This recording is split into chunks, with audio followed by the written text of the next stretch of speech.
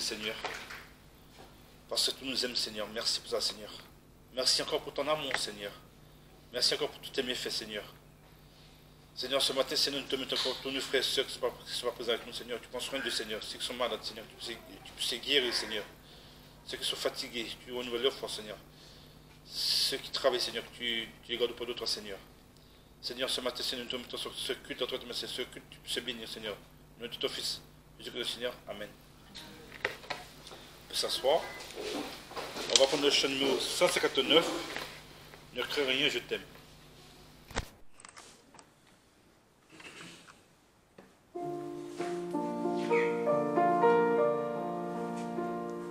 Ensemble.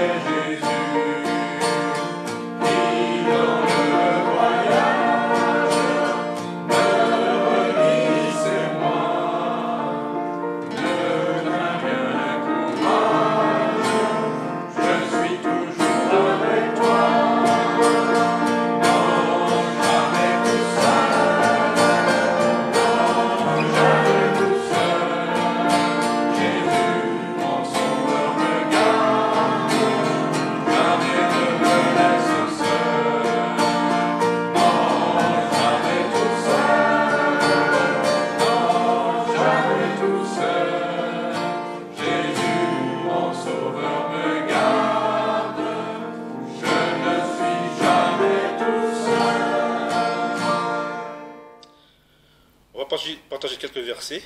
Pour cela, on va commencer par le premier verset, c'est Matthieu 18, verset 20. Car où il y a 2 ou 3 personnes assemblées en mon nom, je suis là au milieu d'elles. Après, le prochain, c'est Ésaïe 41, versets 10 à 13. Ne crains point, quand je suis avec toi. Ne sois point éperdu, quand je suis ton Dieu. Je te fortifie, je t'aide, et je te maintiens par la droite de ma justice. Après, suivant. Voici tous ceux qui s'irritent contre toi, seront honteux et confus. Ils seront réduits à rien et périront. Ceux qui s'élèvent contre toi, tu les chercheras et tu ne les trouveras plus. Ceux qui disputaient contre toi, ceux qui te faisaient la guerre, périront et seront anéantis. Car c'est moi, l'Éternel ton Dieu, qui te prend par la main et qui te dit, ne crains point, je suis ton aide. Après, c'est Galates 2, verset 20. Je suis crucifié avec Christ. Et si je vis, ce n'est plus moi, mais c'est Christ qui vit en moi. Et si je vis encore dans la chair, je vis dans la foi au Fils de Dieu qui m'a aimé et qui s'est donné lui-même pour moi-même. Après, 2 Corinthiens 3, versets 17 à 18. Or, le Seigneur est l'Esprit. Et où est l'Esprit du Seigneur, là est la liberté. Ainsi, nous tous qui, le visage découvert, contemplons comme dans un miroir la gloire du Seigneur, nous sommes transformés à son image, de gloire en gloire, comme par l'Esprit du Seigneur. Et le dernier, c'est Éphésiens 6, verset 17. Prenez aussi le casque du salut et l'épée de l'Esprit, qui est la parole de Dieu. Amen.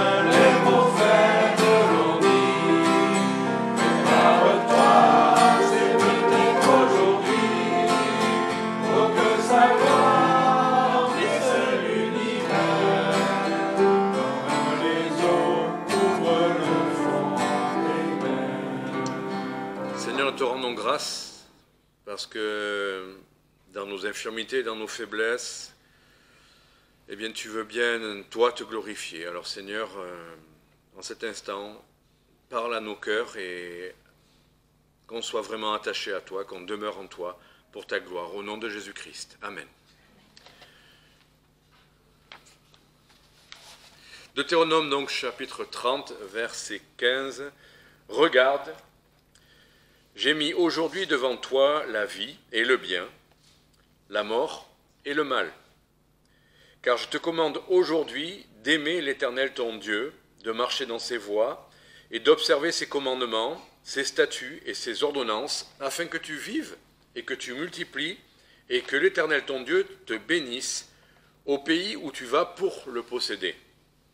Mais si ton cœur se détourne et que tu n'obéisses pas, et que tu te laisses aller à te prosterner devant d'autres dieux et à les servir, je vous déclare aujourd'hui que vous périrez certainement, vous ne prolongerez point vos jours sur la terre où tu vas entrer en passant le Jourdain pour la posséder. Je prends aujourd'hui les cieux et la terre à témoin contre vous, que j'ai mis devant toi la vie et la mort, la bénédiction et la malédiction. Choisis donc la vie, afin que tu vives, toi et ta postérité, en aimant l'Éternel ton Dieu, en obéissant à sa voix, et en demeurant attaché à lui, car c'est lui qui est ta vie, et la longueur de tes jours, en sorte que tu habites sur le sol que l'Éternel a juré de donner à tes pères, Abraham, Isaac et Jacob. Voilà. Alors j'ai donné comme titre à ce message « Pour entrer et pour vivre dans la ou dans notre terre promise ». Il faut que je donne quand même le contexte de ces quelques lignes. On est dans le livre du Deutéronome. Deutéronome, c'est la deuxième loi. Non pas qu'il y ait une deuxième loi, mais Dieu avait donné la loi sur le mont Sinaï à Moïse, et puis au moment d'entrer dans la terre promise, de cette loi-là, il y a eu quelques adaptations. La loi en elle-même a toujours les mêmes principes, mais entrer dans la terre promise, ce n'est pas la même chose que de errer dans le désert. Donc il y avait des choses qui concernaient spécifiquement dans la loi, dans le Deutéronome, qui sont liées à la terre où les Juifs allaient entrer et vivre. Voilà le contexte. C'est juste avant d'entrer finalement dans cette terre promise. Il y a eu la sortie de l'esclavage de l'Égypte, il y a eu les années dans le désert par incrédulité, et puis maintenant que cette génération nouvelle va entrer dans la terre promise, Dieu reprend la loi et l'adapte au contexte.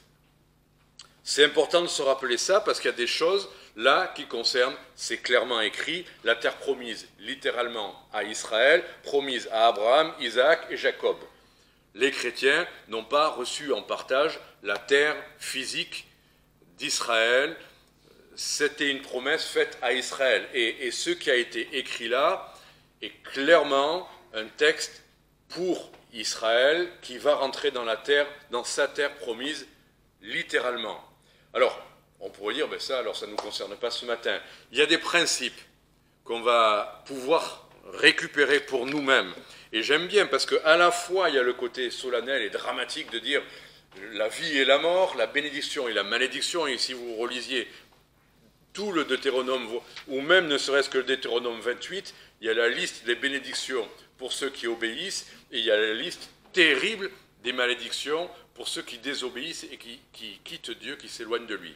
Donc, les malédictions, le Seigneur nous a dit, nous l'a promis dans Romains 8, il a dit, il n'y a donc maintenant aucune condamnation pour ceux qui sont en Christ. Et on ne va pas refaire tout un enseignement sur la question, il y a des dizaines et des dizaines et des dizaines de promesses dans le Nouveau Testament qui montrent que les chrétiens ont échappé au jugement, échappé à la condamnation. Il y aura bien un tribunal de Christ pour ses enfants, mais c'est un tribunal qui n'est pas là pour nous envoyer en enfer, c'est un tribunal pour savoir est-ce qu'on aura des récompenses ou pas pour notre obéissance et pour notre service. Ce n'est pas la même chose, ce n'est pas un tribunal qui va nous condamner.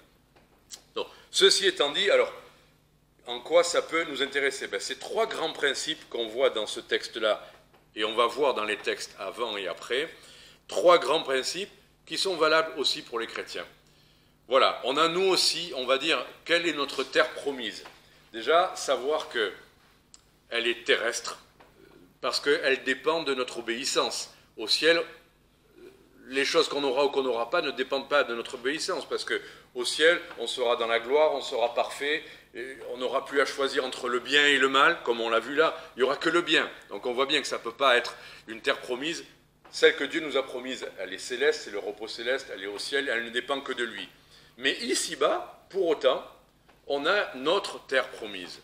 On a des choses que Dieu a en réserve pour nous, et que, comme pour eux, on peut saisir par la foi, on peut conquérir, et on peut vivre dans cette terre que Dieu nous a promise pour ici-bas. C'est à la fois terrestre, parce que c'est ici-bas qu'on le vit, mais c'est à la fois céleste, parce qu'il ne s'agit pas là d'une terre qu'on va conquérir avec une épée physiquement. Et la confusion, elle a été faite souvent, malheureusement, des gens qui ont confondu le royaume céleste et le royaume terrestre, et qui ont cru qu'ils devaient conquérir des territoires physiques par l'épée, ou comme s'il y avait une terre promise physique pour les chrétiens aujourd'hui. Ça n'existe pas. Il n'y a pas un pays qui peut se réclamer aujourd'hui d'être la terre promise aux chrétiens. Il y a des terres où il y a plus de chrétiens que d'autres, où il y a plus de lois qui sont tirées des principes chrétiens, mais ça n'est jamais une terre chrétienne. On ne peut pas dire, c'est un principe qu'on retrouve dans l'islam, par exemple.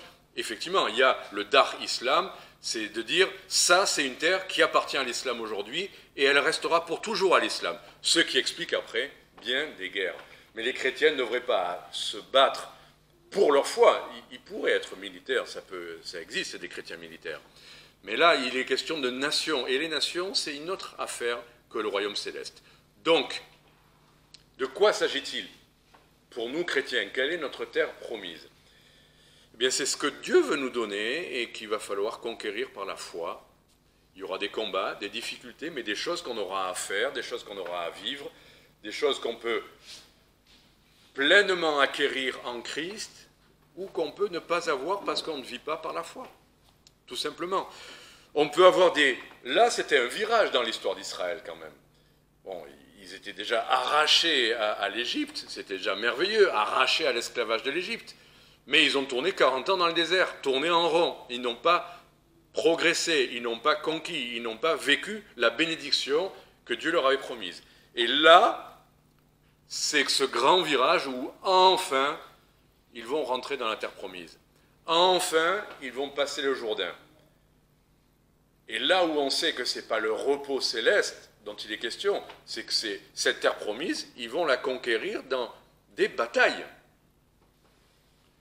C'est pas Dieu vous l'a donné, vous arrivez, vous choisissez chacun votre terrain. Non, il va falloir se battre. C'est là où on comprend qu'il y a des choses que Dieu nous donne sur terre, spirituellement aussi, et ça va être des choses où il va falloir, en quelque sorte, se battre.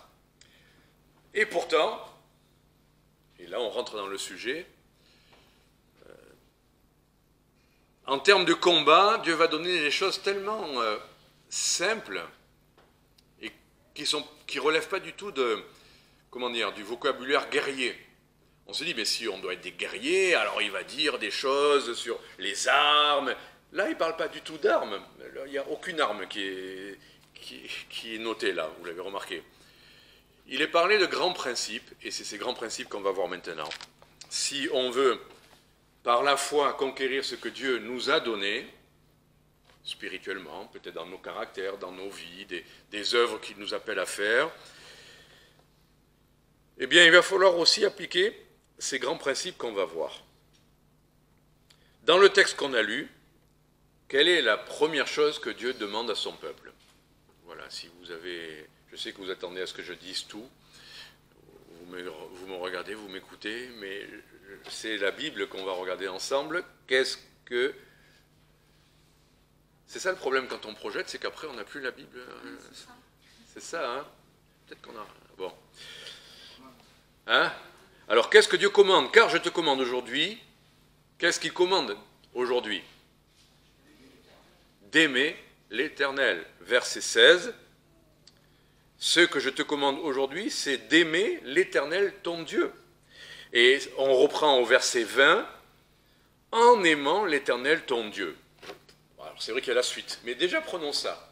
En aimant l'Éternel. La conquête... La vie de bénédiction, la prospérité spirituelle, ça commence par... Commencer, c'est pas chronologique, ça va être le principe qu'il faut conserver du début à la fin de notre vie, c'est aimer Dieu. Alors on va dire, oh, mais c'est merveilleux ça, aimer Dieu, ça, c'est facile, ça a l'air facile d'aimer Dieu. Moi j'aime Dieu, tout le monde aime Dieu. Tous les gens vont vous dire, ah mais moi j'aime Dieu. L'autre jour avec Matthieu, il y a un monsieur qui est venu lui parler, et d'ailleurs il voulait le mettre à l'écart pour pas que j'entende ce qu'ils allaient lui dire, je savais qu'il allait lui bourrer le crâne de bêtises. Mais bon, Matthieu est capable de lui répondre. Mais il y a des gens qui sont forts pour ça, quoi. Ils voulaient le prévenir de « Attention, tu es endoctriné, et puis tu verras dans 20 ans, quand tu auras retrouvé ton cerveau, parce que Matthieu, vous le savez, n'a plus de cerveau aujourd'hui qu'il est chrétien. C'est exactement le contraire. Mais bon, peu importe. Et ce que j'ai entendu à un moment donné, c'était tout simple. Matthieu a essayé de le ramener à la parole de Dieu. Oui, mais la parole, oui, mais la parole. Et là, l'autre a dit, mais moi, la parole de Dieu, j'en ai rien à faire. Il était censé aimer Dieu, mais il n'a pas besoin de la parole de Dieu. Aimer Dieu. Ah, les gens, ah, moi j'aime Dieu, j'ai pas de souci. Et on voit la vie des gens, on se dit, mais est-ce qu'on peut aimer Dieu en étant comme ça, en vivant comme ça? Et c'est là où, quand Dieu dit aimer Dieu, il nous précise ce que ça veut dire. Et qu'est-ce qu'il dit? Aimer Dieu, si on revient au verset 16, c'est de marcher dans ses voies et d'observer ses commandements, ses statuts, ses ordonnances, afin que tu vives. On veut vivre une vie chrétienne, on veut vivre sur la terre promise. On ne peut pas séparer ça des commandements de Dieu, des règles qu'il nous donne, des statuts. Alors là, on va répondre, et on verra, on va approfondir ça, mais est-ce que c'est la loi alors que les chrétiens doivent suivre? Est-ce que c'est tous les commandements de Dieu? Est-ce qu'on doit revenir à la loi de Moïse? Pour l'instant, tenons-nous à ce que Dieu demande à Israël, c'est bien la loi. Aimer Dieu, pour Israël, c'était quand même de rester attaché à la loi. Quand on vit dans un monde qui est si loin de Dieu, qui vit si loin des principes de Dieu, c'est évident qu'on ne sait plus où on en est. On ne sait plus ce qui est bien, ce qui est mal, ce qu'il faut faire, ce qu'il ne faut pas faire, ce qui plaît à Dieu ou pas. Alors Dieu nous donne très précisément ce qui lui plaît et ce qui lui déplaît. Voilà. Tu m'aimes? Alors regarde, tu ne peux pas dire que tu m'aimes si tu ne fais pas ce que j'aime moi. Et donc Dieu donne une liste de commandements. Et commandement quoi? C'est quoi un commandement? J'aime bien parce qu'il aurait pu dire une liste d'enseignements. Une liste de choses pour avoir de la connaissance. Le monde entier aime la connaissance. Vous avez des gens qui parlent de choses spirituelles et qui croient qu'ils vont être merveilleux parce qu'ils auront accumulé de la connaissance et de la connaissance et de la connaissance. Mais Dieu ne nous donne pas seulement de la connaissance, même si la connaissance est nécessaire, mais il nous donne des commandements. Et les commandements, ça veut dire quoi? C'est écrit aussi. Pour les observer. Pour les observer. Je vous dis des évidences pour l'instant, mais il faut bien les rappeler parfois. Nous ne sommes pas là simplement pour remplir notre cerveau. Nous sommes là pour avoir une ligne de conduite, une feuille de route, des choses à faire ou ne pas faire, qui plaisent, et ne pas faire celles qui déplaisent. Ça se résume en un seul mot. Au verset 20, c'est ce qui est dit. Aimer l'Éternel ton Dieu en obéissant à sa voix. Et là, excusez-moi, mais même si les chrétiens ne sont plus sous la loi, les chrétiens sont censés entendre sa voix en particulier dans sa parole, et c'est pour y marcher, obéir. Un chrétien ne devrait pas dire « Ah, je ne suis pas sous la loi, moi je fais comme je veux ». Notre frère nous citait plein de versets tout à l'heure. Là où est l'esprit, là est la liberté. Les chrétiens doivent marcher par l'esprit. Mais ils doivent marcher par l'esprit, ça veut dire quoi? Il y a des gens qui disent marcher par l'esprit, mais qui ne tiennent pas compte de la parole de Dieu. Marcher dans sa parole, marcher en écoutant ce qu'il nous dit dans sa parole. Et le chrétien doit savoir quand même ce qu'il doit faire, ne doit pas faire. Il y a des grandes règles, il y a des grands principes. On ne peut pas dire qu'on marche selon l'Esprit de Dieu si on vit dans le péché, si on vole, si on est dans adultère. Non, on ne peut pas dire ça, c'est pas possible. Ah, je marche selon Dieu, mais de cette manière. Non, c'est pas possible. Marcher par l'Esprit, c'est marcher dans les commandements de Dieu, dans sa parole. Tout ça comme un rappel, mais important à rappeler. Et en l'occurrence, il y a encore au verset 20 un mot encore important, parce qu'on voit aimer l'Éternel en obéissant et en demeurant attaché. En demeurant attaché. Et là, ce n'est pas attaché, lié, enfin, prisonnier, encore que Paul emploie cette expression, mais c'est l'attachement. Aimer, comment on peut dire qu'on aime quelqu'un et qu'on ne cherche pas à être proche? Être attaché, ça veut dire lié à lui, demeurer avec lui. Des gens qui aiment les autres et qui n'ont pas du tout envie de les voir, c'est un peu surprenant, quoi. Ah, je t'aime, je t'aime, je t'aime. Ben alors viens me rendre visite. Oh ben non. Non, demeurer attaché, c'est la moindre des choses de deux personnes qui s'aiment, d'être proches, de vouloir marcher dans le même pas, de passer du temps ensemble, de rechercher et d'aimer la compagnie de l'autre. Non. Arrêtons les grandes et belles phrases d'amour, si après dans la réalité on cherche plutôt à éviter que rester attaché. Non. C'est vrai pour les choses humaines, et à plus forte raison avec Dieu. Et j'aime beaucoup ça, parce que c'est vrai qu'il est question là de la loi d'Israël, mais le principe, il est valable pour les chrétiens. Est-ce qu'on cherche la présence du Seigneur? Est-ce qu'on souffre de son absence? Parce que oui, il est tous les jours, on le sait, on a sa promesse. Mais reconnaissons que parfois, on se demande, Seigneur, je n'ai pas l'impression d'être en toi, moi. Toi, tu es avec moi, mais moi, je ne suis pas sûr que... Il faut avoir cette marche avec lui, en communion avec lui. C'est un grand principe. Ne nous lançons pas dans des grands projets si on n'a pas cette communion avec Dieu. Arrêtons de planifier, de faire, d'agir, de donner. C'est très bien tout ça, mais c'est la conséquence, c'est la suite de notre relation avec lui. Ça ne remplace pas.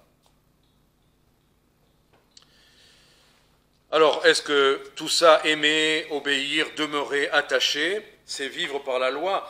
Est-ce que ça veut dire que les chrétiens doivent revenir à la loi et vivre par la loi? On va voir tout simplement que ça n'est pas possible, on le sait. Vivre selon tous les commandements de Dieu, ça n'est pas possible. Et même vivre selon les exigences des évangiles, Dieu nous montre parfois des directions où on tend vers, mais on n'y arrive pas. Soyez donc parfaits comme le Père est parfait. Combien de chrétiens en sont arrivés à des conclusions farfelues de dire « Ah, je suis parfait, moi. Je marche parfaitement. » J'en ai rencontré qui m'ont dit ça. Mais l'apôtre Paul disait « Moi, c'est pas que j'ai atteint la perfection. » Il dit « C'est pas que je l'ai atteint, mais je tends quand même, je cherche à... » Donc les uns ont dit « Puisqu'on n'est pas parfait, faisons ce qu'on veut. » C'est pas du tout la volonté de Dieu. Et d'autres ont dit « Oui, moi j'y suis arrivé, comme ça. » Non. On est parfait en Christ, bien sûr, aux yeux de Dieu. C'est bien pour ça qu'on peut aller au ciel. On est sanctifié à ses yeux. Mais sur terre, qui oserait dire « Cette semaine, j'ai été parfait. » Waouh! Heureusement que vous pouvez aimer ou pas le moment des partages, mais jusqu'à maintenant, grâce à Dieu, personne ne s'est levé pour dire « Cette semaine, les amis, parfait. » Je rends grâce à Dieu quand même, mais j'ai été au top. Ce serait quand même une grosse surprise d'entendre ça parmi nous. Non, nous ne sommes pas parfaits. Nous ne pouvons pas obéir à toutes les exigences de la loi, ne serait-ce que le premier commandement. Tu aimeras Dieu de tout ton cœur, de toute ta pensée, de toute ta force. Waouh! Quelle que soit la hauteur ou la profondeur de l'amour que nous portons à Dieu, qui peut dire, moi j'ai aimé Dieu de toute ma pensée cette semaine, de toute ma force, de tout mon cœur. Pourtant, c'est le premier commandement. Alors, tout ça pour dire, Moïse a donné la loi est bonne, ce que Dieu attend de nous. Mais à la fois, et on continue justement le texte qu'on a vu, si on passe au chapitre 31, le suivant, verset 1, « Et Moïse s'en alla, et il tint à tout Israël ses discours. Et il leur dit, « Je suis aujourd'hui âgé de 120 ans, je ne pourrai plus aller ni venir. Et l'Éternel m'a dit, « Tu ne passeras point ce Jourdain. » Moïse, avec la loi, représentant de la loi, détenteur, lui n'allait pas rentrer dans la terre promise. Alors on le sait, pourquoi? Dans le contexte de la vie de Moïse, Moïse à un moment donné a douté, il s'est mis en colère, et il a frappé 2 fois. Là aussi, il y aurait une image à développer, mais venons-en tout simplement à l'idée que si Moïse ne rentrait pas, alors qu'Israël allait rentrer, eh bien, lisons le verset 3, « C'est l'Éternel ton Dieu qui passera devant toi. » Moïse n'y va pas, mais Dieu peut y aller. Dieu est parfait, Dieu peut rentrer. « Et c'est lui qui exterminera ces nations devant toi, tu posséderas leur pays, et c'est Josué qui doit passer devant toi, comme l'Éternel l'a dit. » C'est Josué. Moïse, la loi ne pouvait pas rentrer, mais Josué allait pouvoir. Je ne vous apprends rien, Josué, en hébreu, c'est pas plus Josué que Jésus. C'est Yeshua ou Yoshua. Et ce n'est pas une coïncidence. C'est que Josué, Yeshua ou Yoshua, c'est le même nom que Jésus, Yeshua ou Yoshua en hébreu. Et si Moïse et la loi n'ont pas fait rentrer Israël dans la terre promise, Yeshua, Yoshua, le pouvait. Allez, histoire d'être encore plus clair, chapitre 34, versets 1 à 4, toujours dans le Deutéronome, c'était juste avant l'entrée dans la terre promise, donc Moïse monta des campagnes de Moab sur le mont Nebo, au sommet du Pisga, qui est en face de Jéricho, et l'Éternel lui fit voir tout le pays depuis Galad jusqu'à Dan, et tout le pays de Nephtali, et tout le pays d'Éphraïm, et de Manassé, et tout le pays de Juda, jusqu'à la mer occidentale, et le Midi, et la plaine, la vallée de Jéricho, la ville des palmiers, jusqu'à Tsoar. Et l'Éternel lui dit, voilà le pays dont j'ai juré à Abraham, à Isaac et Jacob, en disant, je le donnerai à ta postérité. Je te l'ai fait voir de tes yeux, mais tu n'y entreras point. Moïse a vu la terre promise, mais Moïse n'y est pas entré. Josué chapitre 1, verset 1, quelques lignes plus loin, après la mort de Moïse, serviteur de l'Éternel, l'Éternel parla à Josué, fils de Nun, serviteur de Moïse, et lui dit, Moïse, mon serviteur, est mort, maintenant, lève-toi, passe ce Jourdain, toi et tout ce peuple, pour entrer au pays que je donne aux enfants d'Israël. Tout lieu que foulera la plante de votre pied, je vous le donne, comme je l'ai dit à Moïse. Je m'arrête là pour l'instant. Josué, lui, a les pouvoirs. Ils sont bien entrés dans la terre promise, dirigés non pas par Moïse, mais par Josué. Et ils ont conquis la terre. Ça n'est pas par Moïse, mais par Jésus-Christ. Ça n'est pas par la loi, mais par la grâce en Jésus-Christ que nous pouvons entrer dans la terre promise. Quand les chrétiens veulent à nouveau revenir à Moïse, à la loi, croyant qu'ils allaient y trouver bien mieux qu'en Jésus-Christ, ils resteront hors de la terre promise, parce que ça n'est qu'en Jésus-Christ. Jean chapitre 1, versets 16 à 18. Jean chapitre 1, versets 16 à 18. Et nous avons tous reçu de sa plénitude et grâce sur grâce, car la loi a été donnée par Moïse, la grâce et la vérité sont venues par Jésus-Christ. Personne n'a jamais vu Dieu, le Fils unique qui est dans le sein du Père est celui qui l'a fait connaître. Moïse a été utile, la loi a bien été donnée par Dieu pour quelque chose d'important, mais nous ne possédons, nous ne jouissons, nous ne pouvons conquérir que par grâce en Jésus-Christ. Nous ne pouvons connaître Dieu que parce que le Fils de Dieu est venu et nous l'avons connu. Galates chapitre 3, versets 21 à 25, ce que Jean commençait à nous montrer, l'apôtre Paul va nous l'expliquer. La loi est-elle contraire aux promesses de Dieu? Nullement. S'il eût été donné une loi qui pût donner la vie, la justice viendrait véritablement de la loi. Mais l'Écriture a tout renfermé sous le péché afin que la promesse fût donnée par la foi en Jésus-Christ à ceux qui croient.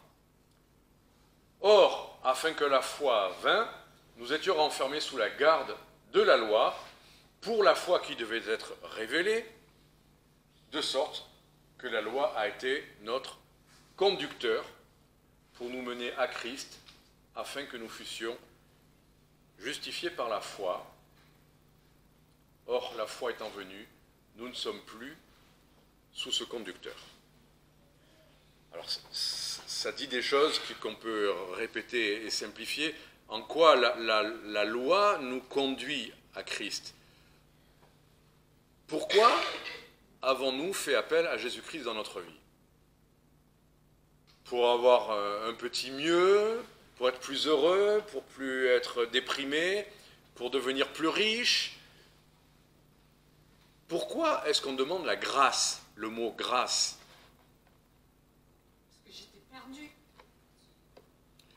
On demande la grâce, et non pas une récompense, parce qu'on ne mérite pas quelque chose. On demande la grâce parce que ce qu'on mérite, c'est d'être condamné. C'est bien le mot de... La grâce, ce n'est pas qu'un principe de quelque chose d'immérité, c'est aussi on nous fait grâce d'une condamnation. Pourquoi avons-nous connu Jésus-Christ? Parce que nous avons compris la condamnation que nous méritions, qui pesait sur nos épaules.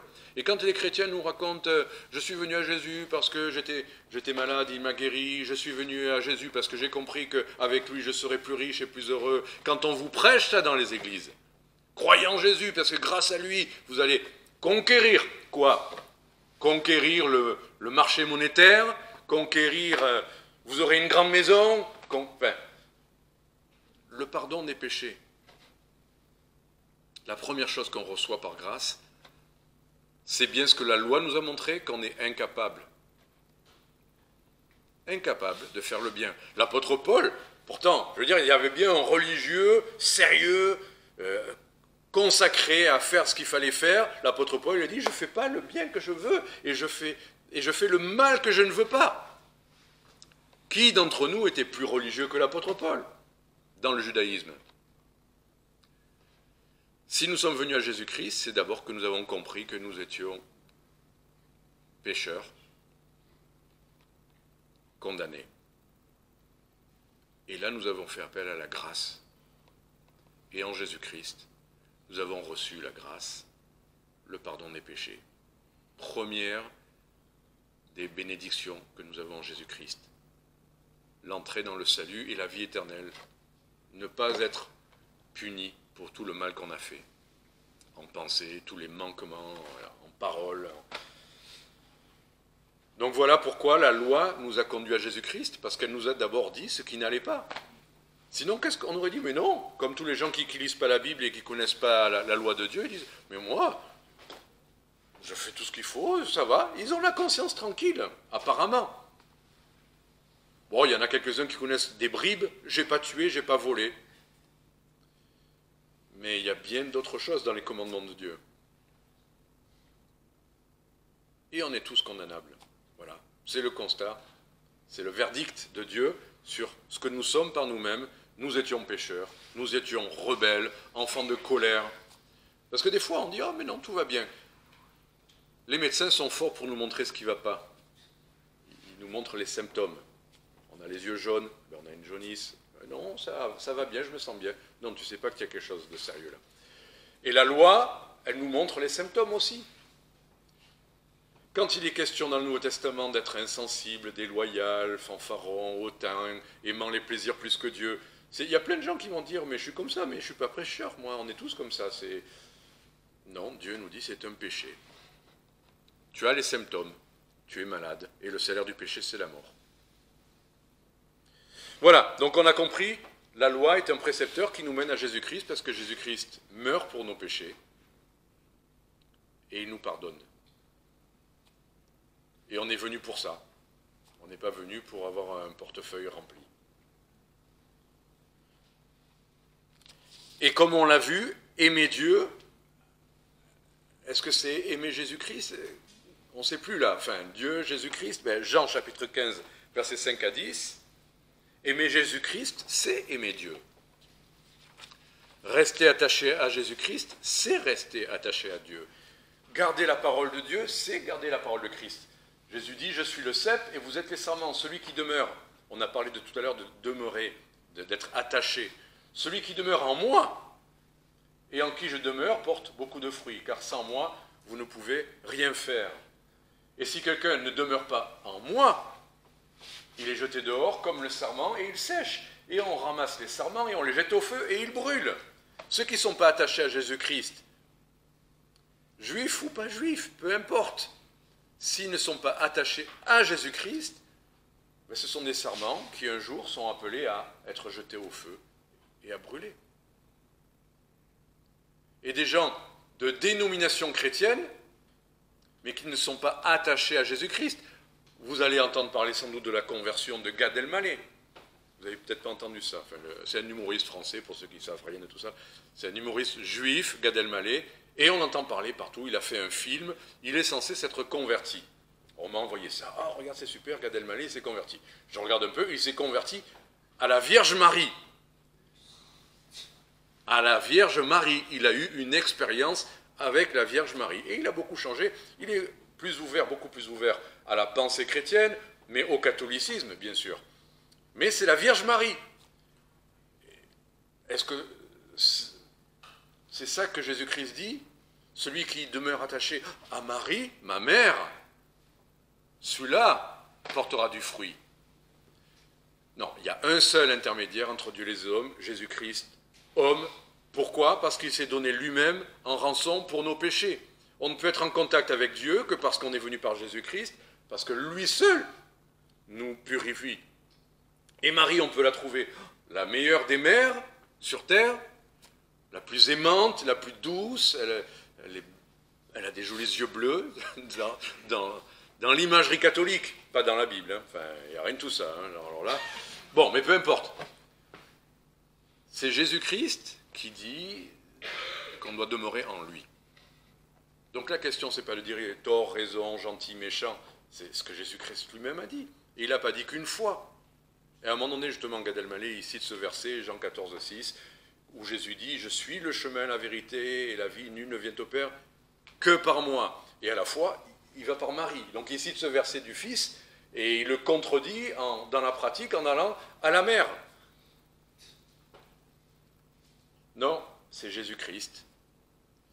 Et justement, j'ai des amis juifs qui réagissent à ça et qui commencent à me dire « Et toi, qu'est-ce que tu en penses ?» Oui, parce que vous, les protestants, vous avez, je ne sais pas comment il a dit, mais vous, elle n'est pas vierge, ou je ne sais pas quoi. Je vais lui expliquer ce que je crois sur la question. Mais ce que je sais, c'est que c'est croire en Jésus-Christ qui sauve. Voilà. Et hors de lui, il n'y a rien. Hors de lui, venez à la mère, venez aux cousins, venez à toute la famille. C'est en Christ. On continue d'ailleurs le texte. Ça veut dire quoi? Ben si Jésus dit, si vous demeurez en moi et que mes paroles demeurent en vous, vous demanderez tout ce que vous voudrez et vous l'obtiendrez. Il dit bien mes paroles, alors il veut dire par là bien sûr toute la Bible est inspirée de Dieu. Et toute la Bible nous apporte un enseignement. Mais quand même, attachons-nous à ces paroles, attachons-nous aux paroles du Nouveau Testament, attachons-nous aux paroles claires des épîtres, parce qu'il y a des sujets où on ne verra pas clair si on n'est pas éclairé par le Nouveau Testament.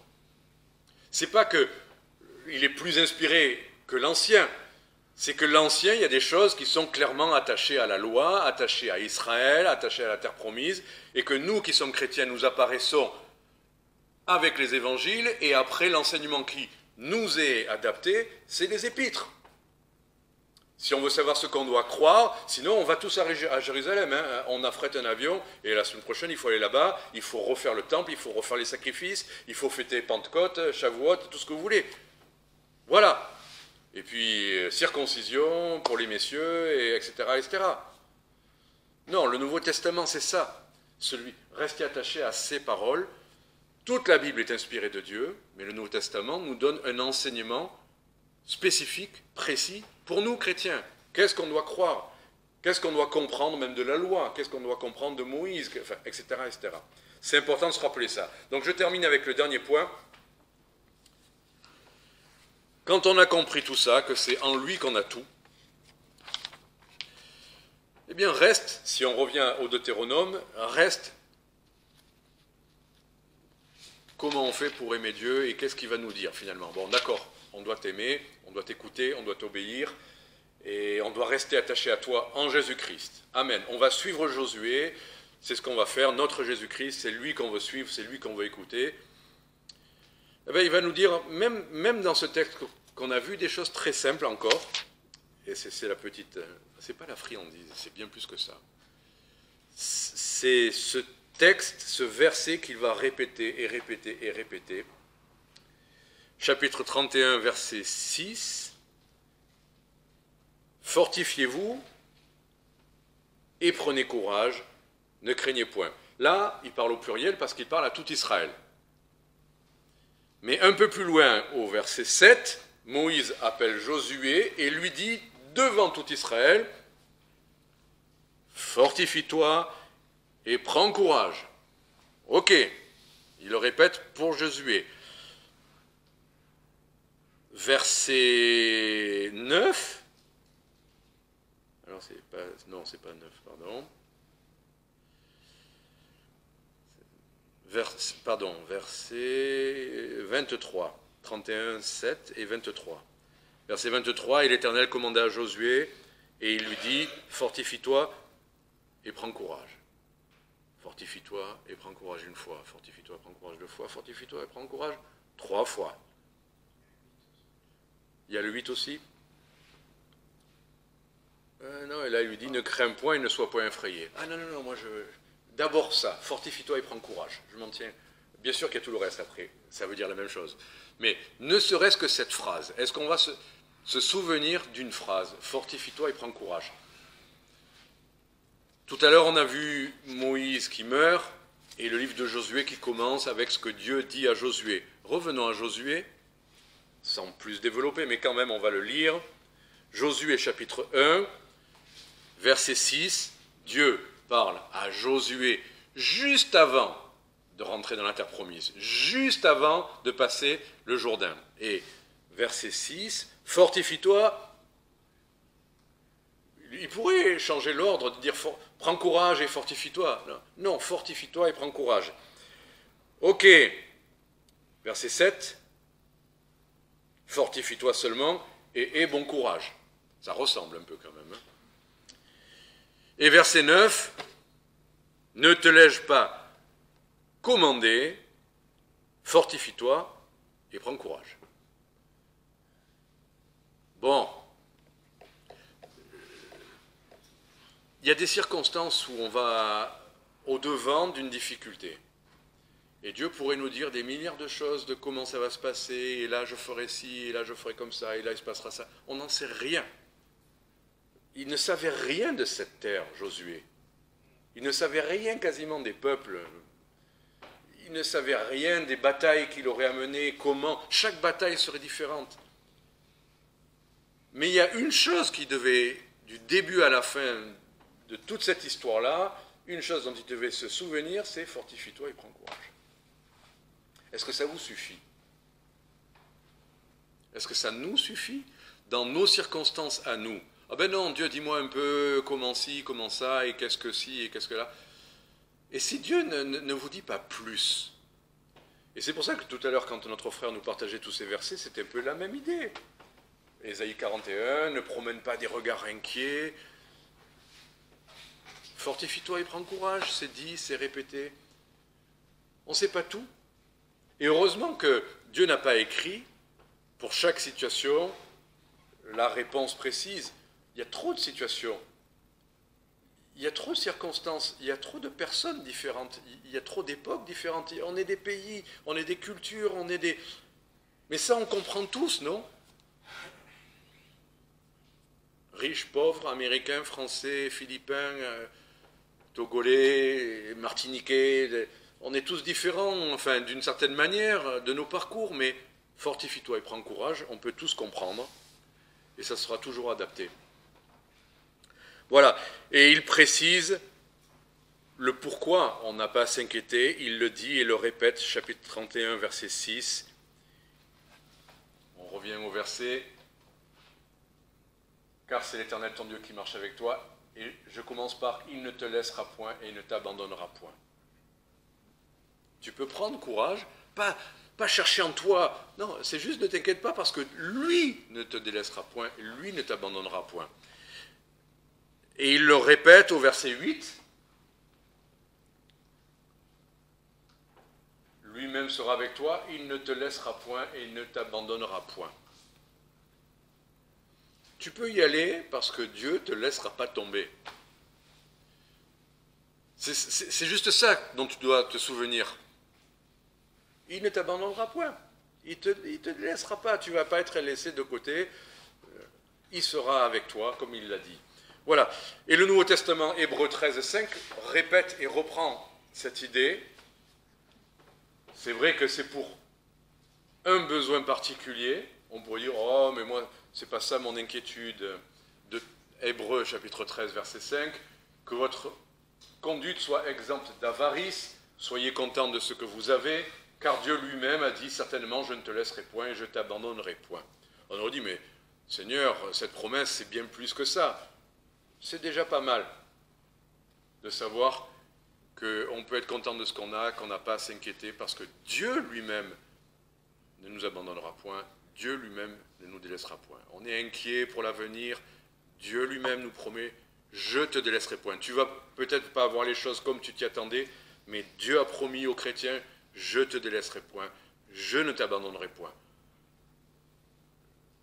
Je préfère avoir Dieu qui me dit ça que même toutes les banques du monde. Les banques, un jour, elles peuvent fermer et d'un coup, leurs chiffres n'existent plus. Leurs chiffres n'existent plus.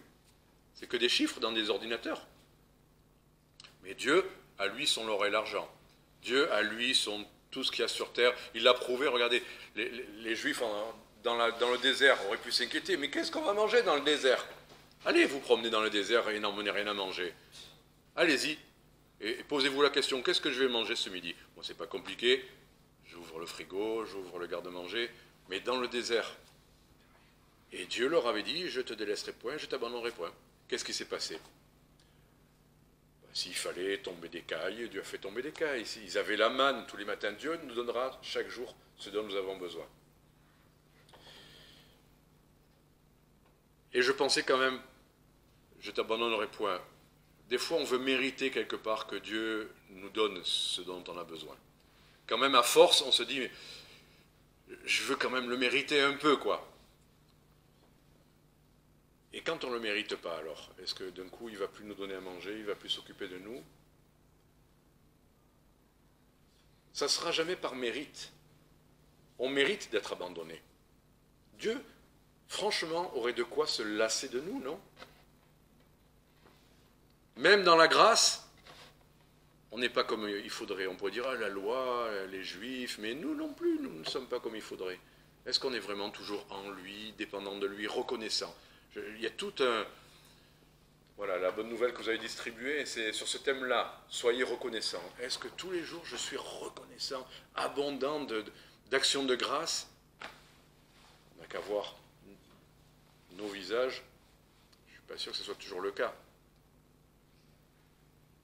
Donc non, et c'est la moindre des choses, non? On est vivant, Dieu nous vient de, tout nous vient de lui, il nous protège, on a la vie éternelle qui nous attend. Soyez reconnaissants. Donc non, on ne mérite pas, hein, on n'est même pas assez reconnaissant. Je ne dis même pas d'être super zélé, même pas reconnaissant.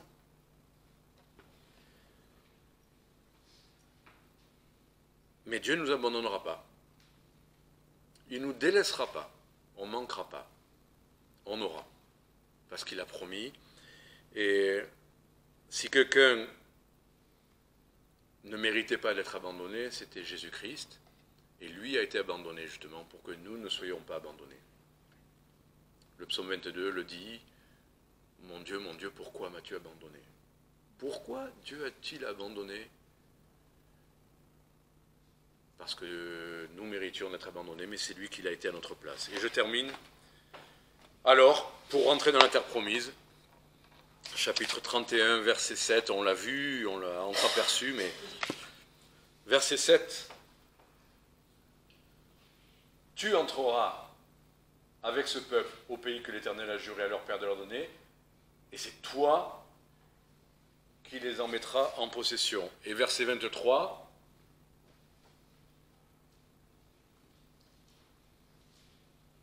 c'est toi qui introduiras les enfants d'Israël au pays que j'ai juré de leur donner. C'est toi. C'est-à-dire, il y a quand même ce que nous avons à faire, nous, chacun de nous. Et Dieu, bon, c'est pas à nous à faire rentrer le peuple dans la terre promise. Hein. N'imaginons pas que, ça y est, je vais me lever et toute l'Église va... C'est pas moi.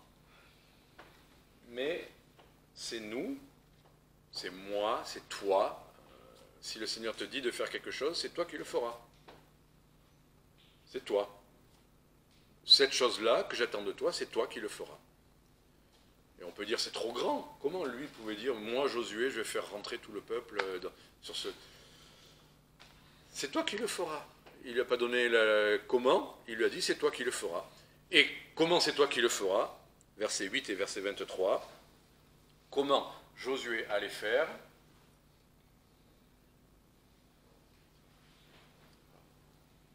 Parce qu'il sera lui-même avec toi. Voilà. C'est toi qui le feras parce que c'est Dieu lui-même qui le fera. Et verset 23, il le répète. C'est toi qui introduiras, d'accord, mais c'est moi qui serai avec toi. Voilà, alors pour nos inconnus, nos incapacités,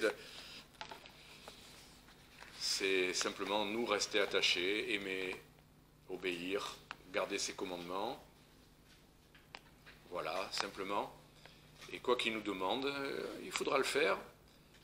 Et comment? Ben, c'est lui qui le fera. Enfin, en tout cas, nous, on fera ce qu'on a à faire et lui fera ce qu'il a à faire. Que le Seigneur vous bénisse.